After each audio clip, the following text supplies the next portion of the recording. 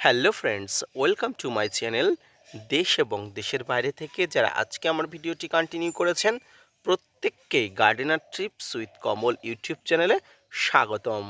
তো ফ্রেন্ডস, ছাদ বাগানে এই শীতের সময় থেকে শুরু করে সারা বছরে একটি অন্যতম সবজির মধ্যে জনপ্রিয় সবজি হলো মরিচ বা লঙ্কা। আমরা ছাদ বাগানিরা এইভাবে উৎসাহী হয়ে আমরাও কিন্তু বিভিন্ন টবে বিভিন্ন কন্টেনারে মরিচ বা লঙ্কা চাষে কিন্তু পারদর্শী হয়ে উঠছি। তো আজকের ভিডিওর আলোচনার বিষয়বস্তু মরিচ বা লঙ্কা গাছে কিভাবে পরিচর্যা করতে হবে, কিভাবে গাছগুলোকে দ্রুত বাড়িয়ে তুলতে হবে এবং গাছগুলোকে কি ধরনের খাবার দিলে গাছগুলো সুস্থ সবলভাবে বেড়ে উঠবে, গাছগুলো কিভাবে গাছ সুস্থ সবলভাবে থাকার মধ্য দিয়ে প্রচুর পরিমাণ মরিচ বা লঙ্কা উৎপন্ন করতে পারদর্শী হবে, গাছে কি ধরনের খাবার দিলে গাছের পাতা কোঁকড়ানো রোগের হাত থেকে গাছ কিন্তু মুক্তি পাবে, তাই নিয়ে থাকছে আজকের ছোট্ট উপস্থাপনাটি। স্কিপ করে কন্টিনিউ করুন।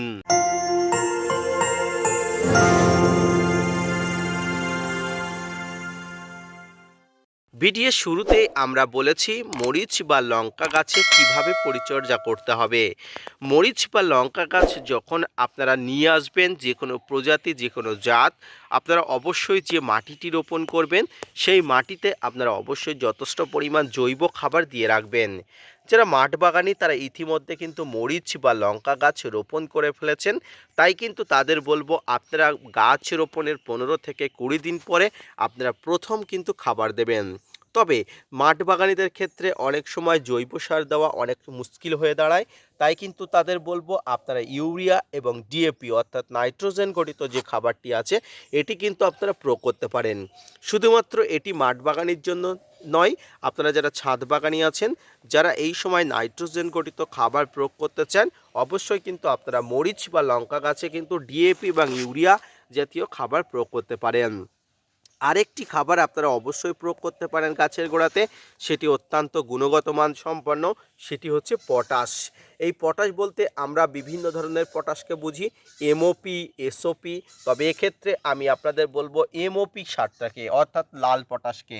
আপনারা এই সময় এমওপি বা লাল পটাশ যদি ছোট্ট এই মরিচ গাছের গোড়াতে দেন সামান্য পরিমাণ করে, আপনারা দুর্দান্ত কাজ পাবেন। গাছকে খুব তাড়াতাড়ি বাড়িয়ে তুলতে, গাছকে রোগ প্রতিরোধী করে তুলতে, পাশাপাশি গাছে প্রচুর পরিমাণ অল্প দিনে ফুল আনতে কিন্তু এই এমওপি সাহায্য করে। এক কথায় পটাশ গাছে ফুল ফল আনতে যেমন সাহায্য করে, গাছকে রোগ প্রতিরোধী করে তুলতে সাহায্য করে। দেখুন আমার ছাদ বাগানে এই ছোট্ট মরিচ গাছটি কিন্তু একদমই ছোট, কিন্তু গাছের চারিদিকে কিন্তু ঝেঁপে ফুল এসছে। এটি কিন্তু সঠিক পরিচর্যার ফলে, সঠিক খাবারের ফলে, সঠিকভাবে গাছের দেখভালের পরেই কিন্তু সম্ভব। এবার আসি যারা জৈবভাবে গাছে টবের মাটিতে মরিচ চাষ করতে চান তারা কি কি খাবার দেবেন। যারা জৈবভাবে গাছে মরিচ চাষ করতে চান তারা অবশ্যই কিন্তু গাছের গোড়াতে জৈব মিশ্র সার অর্থাৎ অবশ্যই কম্পোস্ট সার থাকবে, শিংকুচি থাকবে, নিমখোল থাকবে, হাড়ের গুঁড়ো থাকবে। এই ধরনের খাবার প্রস্তুত করে নিয়ে আপনারা প্রত্যেকটি টবের মাটিতে অল্প অল্প করে দিতে পারেন, যেখান থেকে গাছ খুব সহজেই কিন্তু খাবার কিন্তু টেনে নিতে পারবে এবং বড় হবার জন্য যাবতীয় সব কিছু কিন্তু সংগ্রহ করতে পারবে। এই ধরনের খাবার দেবেন। এক কথায় ম্যাক্রো এবং মাইক্রোনিউট্রিয়েন্ট ভরপুর খাবারগুলোকে আপনাকে সরবরাহ করতে হবে। এবার আসি মরিচ গাছের সবচেয়ে গুরুত্বপূর্ণ এবং মারাত্মক একটি সমস্যা, পাতা কোঁকড়ানো সমস্যা। আমরা যারা মরিচ গাছ রোপণ করি, পরিচর্যা করি, তারা জানি এই মরিচ গাছে কিন্তু পাতা কোঁকড়ানোর সমস্যা এক মারাত্মক সমস্যা। এই পাতা কোঁকড়ানোর সমস্যাকে দূর করার জন্য আপনারা ইমিডাক্লোপিড গ্রুপের যে কোনো কীটনাশক, সাইপারমেথ্রিন গ্রুপের যে কোনো কীটনাশক এবং আপনাদের ছাদ বাগানের জন্য যে কোনো ভালো কন্ট্যাক্ট পেস্টিসাইড এক কথায় ভালো প্রয়োগ করতে হবে। কারণ এই যে গাছের পাতাগুলোর মধ্যে এই যে এই কোঁকড়ানো অবস্থা, এই কোঁকড়ানো অবস্থার মধ্যে কিন্তু এক ধরনের পোকার বাসস্থান থাকে। পোকাগুলো কিন্তু এখান থেকে কিন্তু রস চুষে খেয়ে গাছের পাতাগুলো কুঁকড়ে দেয়, ফুলগুলোকে আক্রমণ করে। তাই কিন্তু প্রতি সপ্তাহে আপনাকে কিন্তু এই কীটনাশক প্রয়োগ করতে হবে। সবচেয়ে ভালো হয় ইমিডাক্লোপিড গ্রুপের কীটনাশকগুলো। আপনারা অবশ্যই ইমিডাক্লোপিড গ্রুপের যে কোনো নামের কীটনাশকগুলো আপনারা নিয়ে নেবেন, দেখবেন খুব ভালো ফলাফল পেয়ে যাবেন। এরপরে আপনাদের বলবো এই সময় গাছে কিন্তু বিভিন্ন ধরনের ফাঙ্গাসের আক্রমণ ঘটতে পারে, কারণ শীতের সময় ফাঙ্গাস আক্রমণ করার উপযুক্ত সময়। তাই এই সময় যাতে ফাঙ্গাস কোনোভাবে গাছকে দখল না করতে পারে তার জন্য আপনাকে ফাঙ্গিসাইড প্রয়োগ করতে হবে।